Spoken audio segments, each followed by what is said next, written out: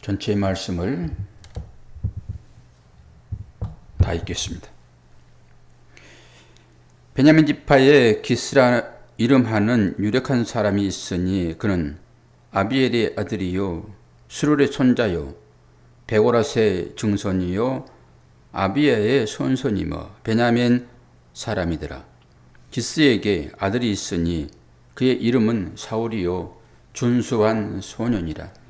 이스라엘 자손 중에 그보다 더 준수한 자가 없고 키는 모든 백성보다 어깨 위만큼 더 컸더라.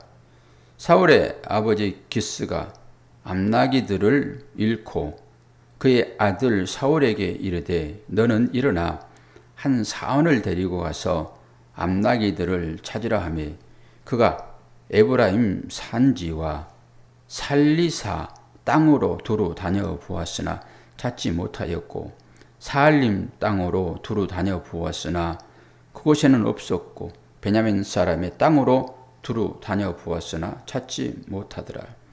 그들이 숲 땅에 이를 때에 사울이 함께 가던 사원에게 이르되 돌아가자. 내 아버지께서 암나기 생각은 고사하고 우리를 위하여 걱정하실까 두려워하노라 하니 그가 대답하되 보소서 이 성읍에 하나님의 사람이 있는데 존경을 받은 사람이라 그가 말한 것은 반드시 다 응하나니 그리로 가사이다. 그가 혹 우리가 갈 길을 가르쳐 줄까 하나이다 하는지라. 사울이 그의 사원에게 이르되 우리가 가면 그 사람에게 무엇을 드리겠느냐. 우리 주머니에 먹을 것이 다하였으니 하나님의 사람에게 드릴 예물이 없도다. 무엇이 있느냐 하니 사원이 사울에게 다시 대답하여 이르되 보소서 내 손에 은 한 세겔의 4분의 1이 있으니 하나님의 사람에게 드려 우리의 길을 가르쳐 달라 하겠나이다 하더라. 옛적 이스라엘의 사람이 하나님께 가서 물으려 하면 말하기를 선견자에게로 가자 하였으니 지금 선지자라 하는 자를 옛적에는 선견자라 일컬었더라. 사울이 그의 사원에게 이르되 내 말이 옳다 가자 하고 그들이 하나님의 사람이 있는 성읍으로 가니라. 그들이 성읍을 향한 빌탈길로 올라가다가 물 기르러 나오는 소녀들을 만나 그들에게 묻되 선견자가 여기 있느냐 하니 그들이 대답하여 이르되 있나이다. 보소서 그가 당신보다 앞서 갔으니 빨리 가소서. 백성이 오늘 산당에서 제사를 드리므로 그가 오늘 성읍에 들어오셨나이다. 당신들이 성읍으로 들어가면 그가 먹으러 산당에 올라가기 전에 곧 만날이다. 그가 오기 전에는 백성이 먹지 아니하나니 이는 그가 제물을 축사한 후에야 청함을 받은 자가 먹음이니이다. 그러므로 지금 올라가소서 곧 그를 만나리이다 하는지라. 그들이 성읍으로 올라가서 그리로 들어갈 때에 사무엘이 마침 산당으로 올라가려고 마주 나오더라. 사울이 오기 전날에 여호와께서 사무엘에게 알게 하여 이르시되 내일 이맘때에 내가 베냐민 땅에서 한 사람을 내게로 보내리니 너는 그에게 기름을 부어 내 백성 이스라엘의 지도자로 삼으라. 그가 내 백성을 블레셋 사람들의 손에서 구원하리라. 내 백성의 부르짖음이 내게 상달되었으므로 내가 그들을 돌보았노라 하셨더니 사무엘이 사울을 볼 때에 여호와께서 그에게 이르시되 보라 이는 내가 내게 말한 사람이니 이가 내 백성을 다스리리라 하시느니라. 사울이 성문한 사무엘에게 나아가 이르되 선견자의 집이 어디인지 청하건대 내게 가르치소서 하니 사무엘이 사울에게 대답하여 이르되 내가 선견자이니라. 너는 내 앞서 산당으로 올라가라. 너희가 오늘 나와 함께 먹을 것이요 아침에는 내가 너를 보내어 내 마음에 있는 것을 다 내게 말하리라. 사흘 전에 이른 내 암나기들을 염려하지 말라. 찾았느니라. 온 이스라엘이 사모하는 자가 누구냐? 너와 내 아버지의 온 집이 아니냐 하는지라. 사울이 대답하되 하여 이르되 나는 이스라엘 지파의 가장 작은 지파 베냐민 사람이 아니니까 또 나의 가족은 베냐민 지파 모든 가족 중에 가장 미약하지 아니하니이까 당신이 어찌하여 내게 이같이 말씀하시나이까 하니 사무엘이 사울과 그의 사환을 인도하여 객실로 들어가서 청한 자 중 상석에 앉게 하였는데 객은 30명가량이었더라. 사무엘이 요리인에게 이르되 내가 내게 주며 내게 두라고 말한 그 부분을 가져오라. 요리인이 넙득다리와 그것에 붙은 것을 가져다가 서울 앞에 놓은지라. 사무엘이 이르되 보라 이는 두었던 것이니 내 앞에 놓고 먹으라. 내가 백성을 청할 때부터 너를 위하여 이것을 두고 이때를 기다리게 하였느니라. 그날에 사울이 사무엘과 함께 먹으니라. 그들이 산당에서 내려 성읍에 들어가서는 사무엘이 사울과 함께 지붕에서 담화하고 그들이 일찍이 일어날새 동틀 때쯤이니라. 사무엘이 지붕에서 사울을 불러 이르되 일어나라 내가 너를 보내리라 하매 사울이 일어나고 그 두 사람 사울과 사무엘이 함께 밖으로 나가서 성읍 끝에 이르매 사무엘이 사울에게 이르되 사환에게 우리를 앞서게 하라 하니라. 사환이 앞서가므로 또 이르되 너는 이제 잠깐 서 있으라 내가 하나님의 말씀을 내게 들려주리라 하더라. 아멘. 이제 사울이 사무엘을 만나는 장면입니다. 결국 이 만남을 통해 가지고 이제 사울이 기름 부음을 받게 되죠. 기름 부음을. 이제 오늘 이 얘기가 뒤중간쯤 보게 되면은 이제 하나님께서 이제 사무엘에게 말한 내용도 드러나잖아요. 네가 지금 여기 있어서 누구를 만날 것인데 그게 너를 만날 것이다. 그 사람이. 그러면서 사울의 등장을 지금 하나님께서 사무엘에게 얘기하고 있는 장면이 되잖아요. 그러면 이 모든 환경이 이 사무엘을 모르는 상황인데 하나님은 이것을 좀 주관하고 있는 것을 볼 수 있잖아요. 제가 그런 관점에서 이 앞부분을 이제 나름대로 이 가운데서 그리스도의 모형이 있는가라고 봤어요. 그리스도 모형이. 갑자기 뭐가 나타납니까? 이 암나기들이 나타납니다. 암나기들. 암나기를 잃은 것으로 얘기가 출발됐잖아요. 암나기가 집을 나갑니다. 암나기들이 집을 나가요. 이제 그러면서 오늘 사울이 그 사함과 함께 아버지의 심부름으로 그 암나기들을 찾으러 가는데 여기에 이제 나오는 그 지명들이 북쪽과 남쪽을 정확히 얘기합니다. 북쪽과 남쪽을.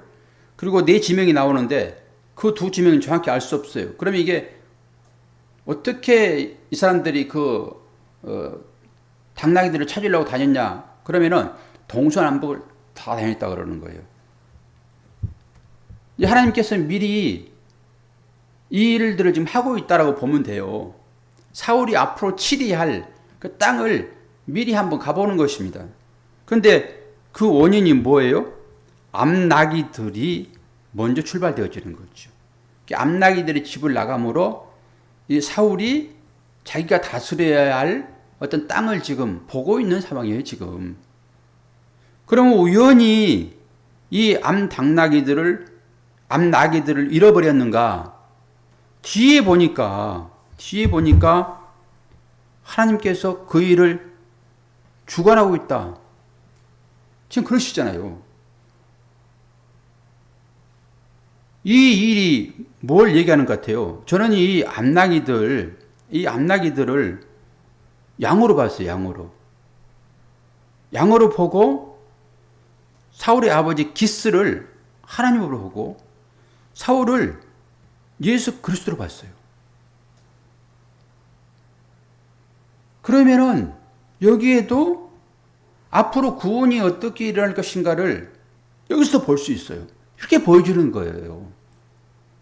그리고 이 일이 지금 하나님께서 다 계획하신 일이라고 하는 것을 볼 수 있잖아요. 그래서 야 사무엘아, 너 이스라엘 백성들이 왕 요구하게 되면 왕 들어줘. 들어주라고 하는 것은 그렇게 하겠다라고 하는 하나님의 심중이 담겨 있는 거잖아요. 그러면서 하나님께서 이 사울을 왕 삼으신 거예요. 왕 삼으신 그걸로 지금 출발하고 있는데 이것이 딱 예수 그리스도의 모형으로 저한테는 보였어요. 마태복음 1장 21절을 보게 되면은 아들을 낳으리니 이름을 예수라 하라. 그러면서 예수라는 뜻이 뭐예요? 자기 백성을 죄에서 구원할 자다 그래요. 자기 백성을 죄에서 구원할 자다. 그러면은 이 사울에게도 하나님께서 이 사람이 어떤 일을 할 것이다 라고 하는 것인데, 딱 이스라엘 백성들이 예수 그리스도가 나타남으로 인해 가지고 예수의 그 사명이 이 사람들을 죄에서 구원하기 위하여 예수가 오신 것이나, 오늘 사무엘이 그 사울이 어떤 것이다 라고 하는 것을 하나님께서 말씀하시는데, 이들을 블레셋에서 구원하기 위하여 내가 이 사울을 지금 쓴다라고 얘기를 하고 있거든요. 똑같아요. 예수도 이스라엘 백성들을 죄에서 구원하기 위하여 세우신 것이고, 이 사울도 이 당시에는 블레셋과의 관계 가운데 있으니까 이 블레셋에서 이 사람들을 내가 구원하리라. 이게 16절 읽어봅니다. 내일 이맘때에 내가 베냐민 땅에서 한 사람을 내게로 보내리니 너는 그에게 기름을 부어. 기름 부으면 뭐예요? 기름 부은 자 그리스도잖아요. 왕 삼는다 이런 거잖아요. 예수 그리스도의 직무가 삼중직이잖아요. 왕이요, 선지자요, 제사장이잖아요. 이들에게만 이제 기름 부어지니까 사울에게 기름 부었다라고 하는 것은 그런 의미가 있는 것이죠. 그러면서 내 백성 이스라엘의 지도자로 삼으라. 왕으로 삼으라 얘기 하지 않아요, 지금. 그러니까 이것은 뭐예요? 일반적인 왕의 개념이 아니다라고 하는 것을 다시 한번 보여주죠. 지도자로 삼으라. 그가 내 백성을 뭐라고 그래요? 블레셋 사람들의 손에서 구원하리라. 그리고 내 백성의 부르짖음이 내게 상달되었으므로 내가 그들을 돌보았노라 하였더니, 여기에 다시 한번 출애굽할 때 이스라엘 백성들이 하나님을 향하여 부르짖잖아요. 그때 모세가 거기 등장하잖아요. 그러니까 다 모형으로 등장하는 거죠. 모세도 이스라엘 백성을 구원할 자로 등장하는 거고, 지금 이 사울도 뭐 전반부만 보시면 돼. 후반부는 결국 폐위가 되는 것이지만은 사울도 그런 의미로 그리스도의 모양으로 등장하고 있더라라고 하는 거예요. 여기서 그게 뽑아지는 거예요. 하나님 뭐 하기 위해서 이 성경을 우리에게 줬다고요? 당신의 아들의 사역을 미리 여러 삶을 통하여서 그걸 보게 하시는 거죠. 구원하겠다라고 하는 거잖아요. 구원하겠다. 여기서 암나기는요, 그 당시에 아주 귀족들이 타고 다니는 그런 짐승이었다고 얘기를 해요. 암나기는. 그런데 이 사울 집안이 탄탄하게 사는 집안이었다는 것을 볼 수 있죠. 근데 이제 베냐민 지파라고 얘기하잖아요. 베냐민 지파. 이 사울이 지금 뭐라고 얘기하고 있어요? 우리 가문은 이스라엘의 지파 중에서 아주 제일 연약한 지파입니다. 이렇게 얘기를 하고 있잖아요, 지금. 그러면은 하나님의 사역을 감당했던 이 사울도 그러고 엘리야도 그러고, 또 이 사울 말고 우리가 신약에 나오는 사울도 무슨 지파예요? 베냐민 지파입니다. 그럼 하나님은 어떤 사람을 들어서 하나님의 사역을 시켜요? 약한 자를 통해서. 약한 자를 통해서 하나님은 강한 자를 부끄럽게 하는 거거든요. 여기에도 그게 나오고 있어요. 그러면 이 베냐민 지파는 왜 약해져 버렸는가? 우리가 이제 사사기에서 이거 공부했잖아요. 사사기 19장에서 21장을 보게 되면은 여기에 이제 그 레이인이 이 자기 첩을 데리고 여행을 하는 중에 있었는데 거기가 베냐민 지파의 도시인 기브아 땅이에요. 기브아 땅. 어렴풋이 아마 기억하실 거예요. 기브아 땅에 갔는데 이 베냐민인들이 이 레이의 그 처를 아주 농락합니다. 그리고 그 처가 그 문집에 와가지고 죽잖아요. 그래서 이 레이 사람이 그 자기 처를 12동이를 냅니다. 그래가지고 각 지파에게 보내는 거예요. 나 여기 베냐민 땅에 왔는데 이 베냐민 지파 이 사람들이 나를 이렇게 대했다. 그래가지고 모든 사람들이 모입니다. 그때 모이는 병사가 40만 명입니다. 우리 대한민국 국군이 60만이잖아요. 40만이 모입니다. 그러니까 베냐민 지파 이것은 아주 우리 족속이긴 하지만은 이건 처단돼야 돼 라고 공모해가지고 동족 상전이 발생합니다. 그때 베냐민 지파가 완전히 거의 소멸되거든요. 그래가지고 베냐민 지파 남은 사람이 있으나 이들에게는 우리가 딸을 주지 말자. 그렇게 언약을 합니다. 그래가지고 딸을 주지 않아가지고 이러면은 이제 우리 12지파가 필요한데 한 지파가 이게 없어지지 않겠냐. 그래가지고 이제 보쌈 해가지고 다른 여자들도 보쌈 해가지고 이 이제 베냐민 지파가 근근히 명맥을 이어오는 거거든요. 그러면 이 베냐민이 누구였냐 그러면은 야곱의 마지막 아들입니다. 그때 라헬이 길을 가다가 아이를 출산하는데 이게 베노니예요. 베노니 원래 베노니. 그 베노니를 이름을 바꿔주죠. 야곱이 베냐민으로. 그 베냐민은 뭐예요? 벤 그러면 아들이에요. 베너라고 할 때 허의 아들이거든요. 벤은 아들이에요. 야민은 오른손 그리고 남쪽이라는 의미가 있어요. 그래서 베냐민을 오른손의 아들이에요. 오른손의 아들을 쓰는 겁니다. 그러나 실제적으로는 이들이 정말로 약한 거의 없어져 뻔했던 거예요. 이들이. 그러니까 지금 베냐민 지파의 이 사울이 자기 얘기를 하는 거예요. 우리는 지파는 너무 약한데 어떻게 나를 이 일 가운데 쓰십니까? 그건 제가 의구점이 생기는 것은 이스라엘 백성들은 지금 전부 다 키가 다 비슷한데 이 사울은 이 어깨만큼 더 큽니다. 아주 준수합니다. 그럼 이것이 어떤 의미가 있는가? 이건 더 깊이 생각을 해봐야 되는데 주님은 아주 흠모할 만한 것이 하나도 없이 이 땅에 오시잖아요. 이사야서에 보게 되면. 그럼에도 불구하고 그런 약점들을 보완하고 이 사울이 딱 하나님께서 쓰시는 예수 그리스도의 모형으로 등장하고 있는 것을 봅니다. 하나님은 이렇게 약한 자를 쓰시는데 이 쓰심이 곧 예수 그리스도가 그렇게 약한 자로 이 땅에 오시잖아요. 허무하게 십자가에 죽어버리잖아요. 아주 약한 자로. 약한 자의 대표입니다. 아니 하나님이 예수 그리스도를 강한 자로 이 땅을 폭력으로 아니면 권력으로 어떤 힘으로 제압해가지고 이걸 싹 쓸어버리지 아니하고 하나님은 그런 방법으로 일을 절대 안 하십니다. 아들을 십자가에 죽어서 세상이 그걸 감당하지 못할 정도로 일을 하시죠. 반대로 일하신단 말이에요. 그럼에도 불구하고 하나님은 그 아들을 어떻게 얘기하는가요? 마태복음 17장 5절에 보게 되면은 17장은 변화산 얘기예요.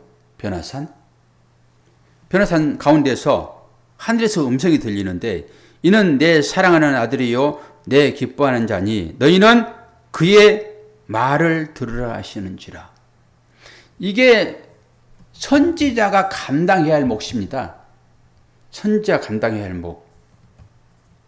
누구한테 지금 얘기를 하고 있는 거예요? 이게 베냐민 지파의 사울은 정말로 여러 지파 중에서 제일 낮은 지파이고 그럼에도 불구하고 그에게 특권이 주어집니다. 이 지도자라고 하는 왕이라고 하는 특권이 주어지는데 똑같이 지금 하나님께서도 그 약하게 이 땅 가운데 오신 그 예수 그리스도를 뭐라고 그래요? 너희는 그의 말을 들으라요. 그럼 이 시대 여러분이 누구의 말을 들어야 됩니까? 여러분이 생각할 때 참 목자다 라고 하는 사람의 소리를 여러분 들으셔야 돼요. 안 그러면 직접 들으시든지, 들려온 소리를 직접 들으시든지, 그렇지 않으면은 오늘 마태복음을 통해 가지고 하늘에서 음성이 들려오면서 너희는 그의 말을 들으라. 여러분 들으셔야 됩니다. 하나님께서 기름 부으셔온 그는 제사장이며 선지자이며 왕이십니다. 성경에 나오고 있잖아요. 그러니까 그런 형태로 우리가 제도를 만들어 가지고 목회자를 세우는 거예요. 그 목회자가 쓸데없는 인간의 자존심이나 세우게 하고 하나님 말씀과 반대적인 그런 말씀을 하게 되면은 여러분 그 말은 들을 필요가 없습니다. 그런데 성경에서 말하고 있는 그 하나님 말씀을 제대로 증거하는 그 목자의 말은 여러분 들으셔야 됩니다. 그걸 듣지 않고서는 여러분 살 방법이 없어요. 이제 보세요. 어떻게 사울이 여기에 등장하는지. 이제 사무엘이 사울을 위하여 왕으로 제사장으로 쓰이는 것을 보게 되는데요. 마지막에 이 화목제의 제물을 먹입니다. 화목제 제물을 먹이는데 여기에서 이제 요리를 해오라고 그러고요.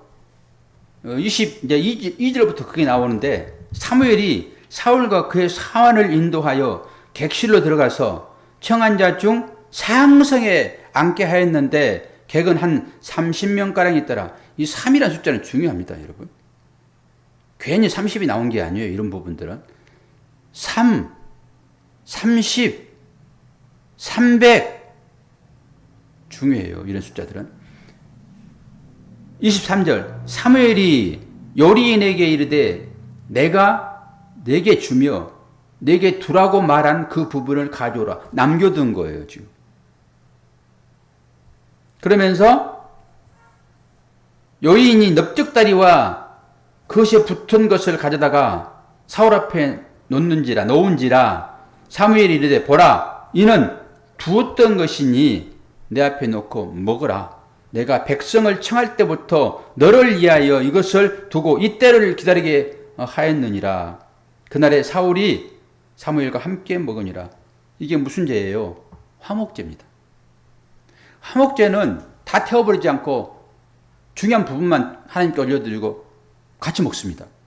그러니까 제사장과 제사를 드리러 온 그 죄인과 함께 먹는 거예요, 이 화목제물은. 그런데 지금 사무엘이 이 화목제물을 남겨가지고 누구한테 주는 거예요? 지금 사울에 주는 거예요. 그러면서 넓적다리와 그것에 붙은 것, 이 붙은 것이 무엇이겠습니까? 넓적다리에 붙은 것, 기름이에요, 기름. 최고 좋은 기름입니다. 이건 하나님의 소유예요, 원래. 하나님께 그거 태워드리는 거거든요. 그리고 나머지 이제 잘라가지고 각기 제사장과 함께 먹고 나머지 똥들은 이제 짐 밖에서 태워버리는 거잖아요. 그런데 이걸 누구한테 주는 것입니까, 지금?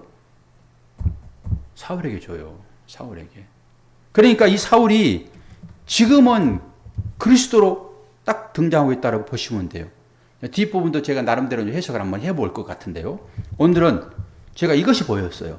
아, 이게 그냥 어떤 한 사건이 아니라 하나님께서 친히 간섭하시는 사건이로구나.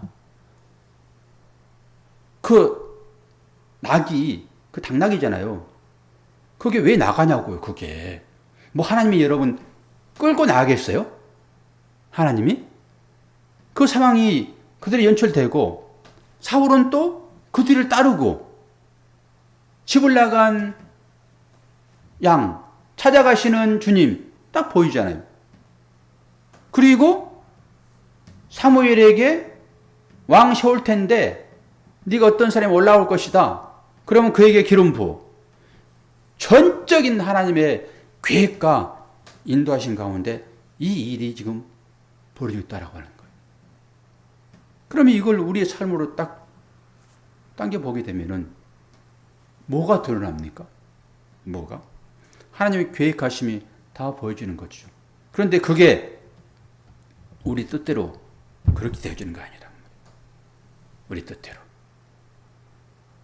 하나님께서 어떤 결론으로 우리에게 답을 주실지는 우리는 모릅니다. 이게 믿음이라 보는 거예요. 하나님 역사 가운데 모든 일들이 진행되어지고 있다. 그런데 목사는 이런 얘기를 할 수밖에 없고 하나님의 계획하심을 드러내야 되고, 그런데 실제 현장에서 이 고난 가운데 있는 사람은 슬프지요. 아브라함을 보세요.